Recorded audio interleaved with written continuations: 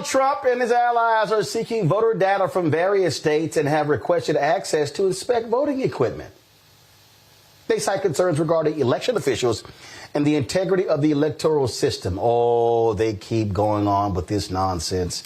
Of course, this is what we can expect from the twice impeached, criminally convicted felon-in-chief, Donald Trump, who continues to lie about him losing in 2020 to Joe Biden. Dude, suck it up.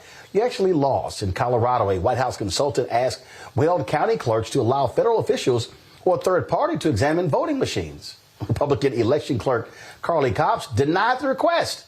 Separately, the Justice Department requested copies of voter rolls from 9 states, and at least 2 states complied with their request. Joining us now is Robert Weiner, director of the Voting Rights Project at the Lawyers Committee for Civil Rights Under Law. Robert, what the hell is going on here? Well, what's going on is a concerted effort to undermine public confidence in and the integrity of our voting system. The fact is that the problems with our voting system really relate to who's excluded, not who's included. We don't have a fraud problem of any significance.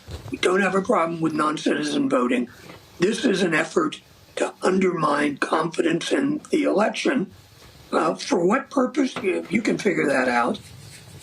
You know what he's going to do come November, and he's well on the way.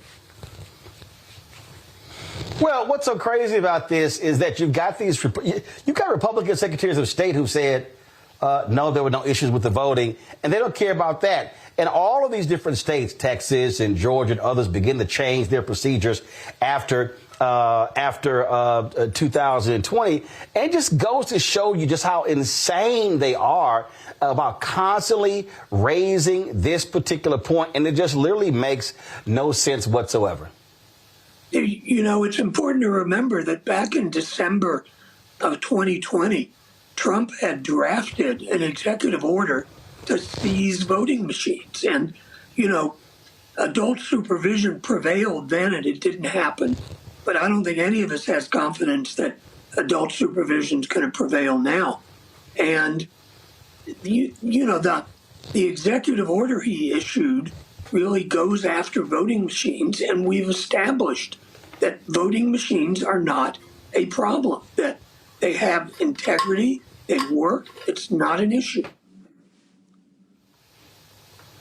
Well, listen, it seems like this is a constant fishing expedition on their part, and they keep trying to bring it up over and over and over again.